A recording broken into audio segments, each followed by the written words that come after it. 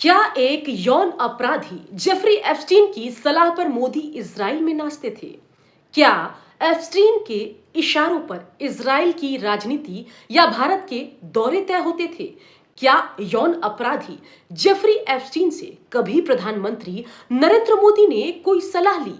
प्रधानमंत्री मोदी और एप्स्टीन के बीच बताए जा रहे इस रिश्ते को आखिर नाम क्या दिया जाए? क्या है एप्स्टीन फाइल? इसका क्या है मोदी कनेक्शन? क्यों कांग्रेस ने इस मुद्दे पर हाय तौबा मचा कर रखा हुआ है? नमस्ते, मैं हूं सुकन्या सिंह और आप देखना शुरू कर चुके हैं न्यूज एक्सप्लेन्ड विद सुकन्या। आज सवाल बहुत बड़ा है, क्या अमेरिका के कुख्यात यौन अपराधी जेफरी एप्स्टीन का कोई कनेक्शन भारत के प्रधानमंत्री नरेंद्र मोदी से था, या फिर ये विपक्ष की सिर्फ एक चाल है ब्रांड मोदी को बदनाम करने की? चलिए पूरा मामला फैक्ट के साथ समझते हैं। इसके लिए आपको लेकर चलते हैं जनवरी 2026 में, जब अमेरिका के न्याय विभाग ने जेफरी एप्स्टीन से जुड़ी फाइल का एक बड़ा हिस्सा सार्वजनिक किया और तभी सोशल मीडिया पर एक लाइन वायरल हो गई। Epstein claimed he was a link between Trump and Modi. कहने का मतलब एप्स्टीन क्लेम कर रहे हैं कि वो लिंक थे मोदी और ट्रंप के बीच। लेकिन सवाल है कि दावा किसने किया, इसके पीछे सबूत क्या है और पूरे मामले की सच्चाई क्या है? अब सबसे पहले इस मामले को समझने के लिए समझते हैं कि जेफरी एप्स्टीन था कौन। जेफरी एप्स्टीन कोई डिप्लोमेट नहीं था, वो किसी सरकार का प्रतिनिधि भी नहीं था। वो था एक सजा याफ्ता यौन अपराधी जिस पर नाबालिग लड़कियों के शोषण के आरोप सिद्ध हो चुके थे और जो अमीरों, नेताओं और ताकतवर लोगों का नाम लेकर अपनी हैसियत बेचा करता था। एप्स्टीन का सबसे बड़ा हथियार था नेम ड्रॉपिंग। अब नेम ड्रॉपिंग क्या है उसे समझने के लिए ये कुछ लाइन समझिए।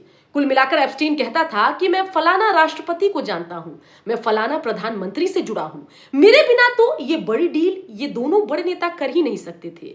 यही इस पूरे मामले की कहानी है और यही एप्स्टीन की पूरी दुनिया भी है। अब आते हैं इन फाइलों पर। अमेरिकी न्याय विभाग की फाइलों में 2017 का एक ईमेल सामने आया। इस ईमेल में एप्स्टीन दावा करते हैं कि वो अमेरिका के तत्कालीन राष्ट्रपति डोनाल्ड ट्रंप और भारत के प्रधानमंत्री नरेंद्र मोदी के बीच एक कड़ी की तरह काम कर रहे थे, दोनों के बीच कनेक्शन बने हुए थे और उसने जुलाई 2017 की मोदी की इजराइल यात्रा को प्रभावित किया। ये उसका दावा था। यहां ध्यान देने वाली बात यह है हम सबों के लिए कि यह कोई सरकारी दस्तावेज नहीं है, यह कोई पुष्टि नहीं है, यह सिर्फ एक यौन अपराधी का दावा है।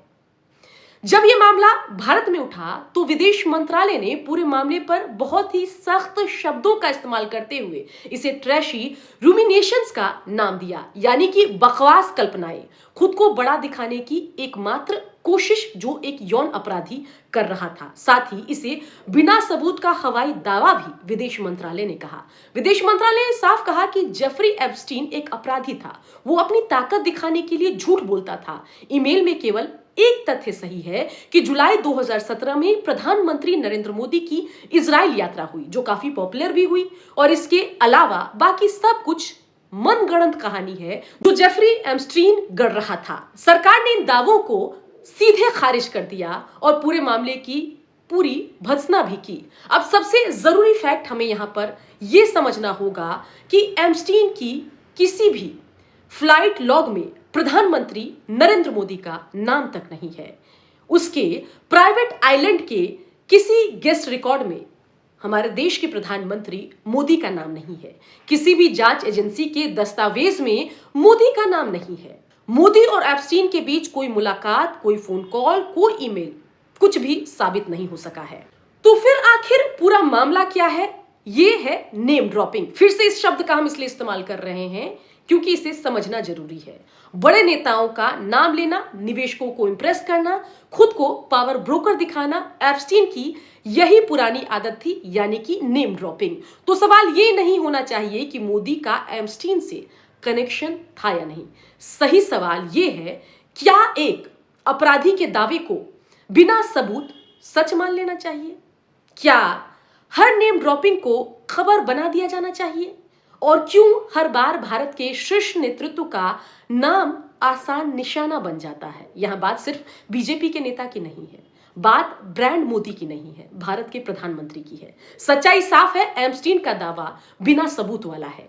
मोदी का नाम किसी आधिकारिक रिकॉर्ड में नहीं है।